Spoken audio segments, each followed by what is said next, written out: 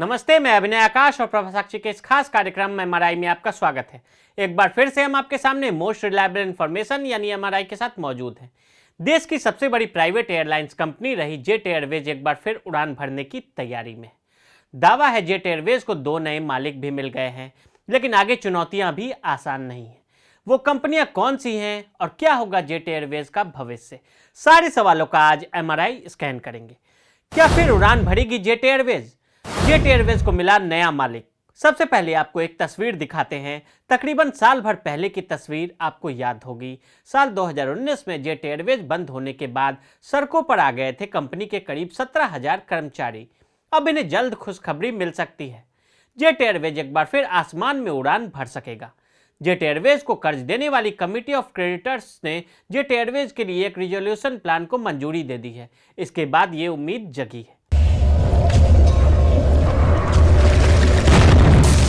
दिवालिया प्रक्रिया के तहत ये रिजोल्यूशन प्लान यूके की कंपनी कैलरॉक कैपिटल और यूएई बिजनेसमैन मुरारी लाल जालान ने पेश किया है। हालांकि इनके सामने कई बड़ी चुनौतियां हैं। सबसे बड़ी चुनौती है कि कंपनी अपना बकाया कर्ज कैसे चुकाएगी, जिसमें फ्यूल कर्ज, कैटरिंग कर्ज, बैंकों के कर्ज शामिल है। साथ ही एक बड़ी चुनौती होगी एक नई टीम बनाने की, जो जेट एयरवेज को फिर से उड़ान भरने में मदद कर सके। जेट एयरवेज जल्द भरेगी उड़ान। जेट एयरवेज के रिजोल्यूशन प्रोफेशनल्स ने बीएसई को दी गई जानकारी में बताया कि इस प्रस्ताव पर ई वोटिंग हुई, जिसके बाद इसे मंजूरी दी गई। ई वोटिंग के जरिए मुरारीलाल जालान और फ्लोरियन फ्रिट्स का रिजोल्यूशन प्लान 17 अक्टूबर 2020 को मंजूर कर लिया गया। बंद पड़ी जेट एयरवेज को 2 कंसोर्शियम से बोलियां मिली थी। पहली बोली में यूके की फ्लोरियन फ्रिट्स की कैलरॉक कैपिटल और यूएई में मौजूद कारोबारी मुरारीलाल जालान शामिल थे। दूसरी बोली Haryana flight simulation technique centre, Mumbai की बिग चार्टर और अबू धाबी की इंपीरियल कैपिटल इन्वेस्टमेंट की ओर से दाखिल की गई थी। रिजोल्यूशन प्रोफेशनल्स इस योजना को मंजूरी के लिए एनसीएलटी के सामने रखेंगे। पिछले साल नरेश गोयल की मनमानी नीतियों के चलते जेट एयरवेज दिवालिया हो गई थी। कंपनी को खरीदने के लिए दुनिया भर के कई संस्थान आगे आए, लेकिन बात नहीं बनी।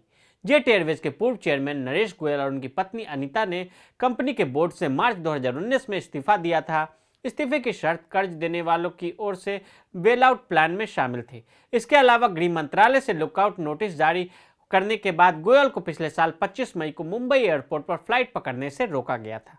उनके ऊपर कंपनी के पैसे को निकाल कर कहीं और लगाने का आरोप है। पिछले साल अप्रैल से बंद हैं सेवाएं। पूर्ण विमान सेवाएं देने वाली जेट एयरवेज के विमानों का संचालन पिछले साल अप्रैल से बंद है। जेट के बेड़े में एक समय 120 विमान थे, जो इसके बंद होने के समय सिर्फ 16 रह गए। फंड की समस्या की वजह से कंपनी को संचालन बंद करना पड़ा। परिचालन बंद करने के बाद कंपनी जून 2019 में कॉरपोरेट दिवाला समाधान प्रक्रिया के तहत चली गई।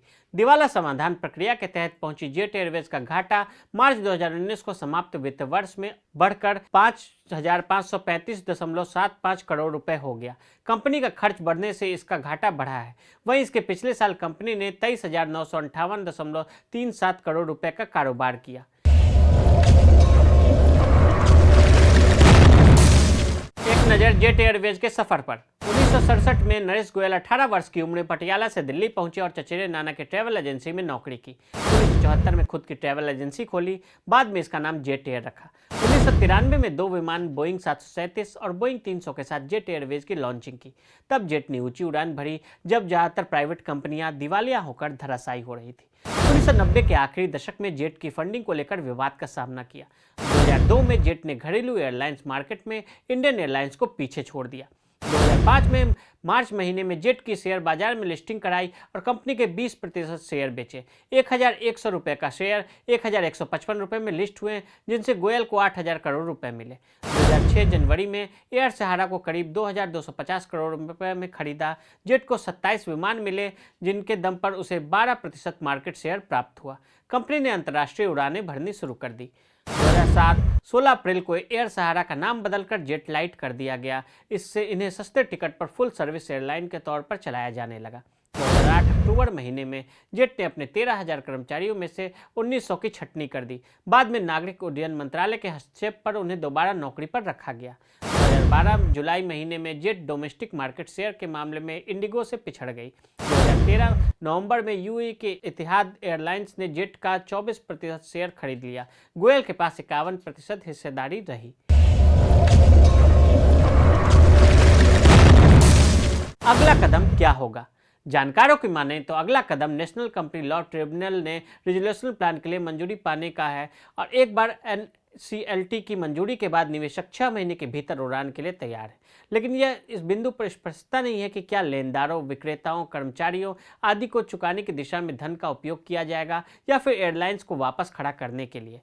वर्तमान में एयरलाइंस के पास अपनी 12 विमानें हैं, जिनमें से 9 वाइड बॉडी वाले विमान और 3 नैरो बोइंग 737, जबकि जेट एयरवेज को अपने प्रतिष्ठित ब्रांड पहचान और पूर्ण सेवा वाहक होने के लिए व्यावसायिक मॉडल को बनाए रखने की उम्मीद है। यह संभावना है कि अपने संचालन के पहले वर्ष में एयरलाइंस केवल डोमेस्टिक सेवाएं पर ही संचालित होगी। जेट एयरवेज के कर्मचारियों का क्या होगा? जेट एयरवेज को कर्ज देने वाली कमेटी ऑफ क्रेडिटर्स में रिजोल्यूशन प्लान को मंजूरी मिलने के बाद जेट एयरवेज में काम करने वाले 17,000 कर्मचारियों में खुशी है।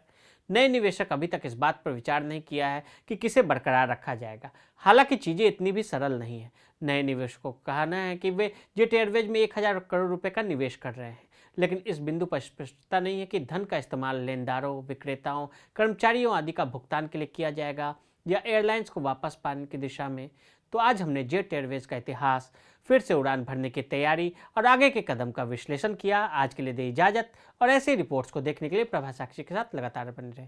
वीडियो को देखने के लिए फेसबुक और ट्विटर पर हमें फॉलो करें, यूट्यूब पर प्रभा साक्षी को सब्सक्राइब करें।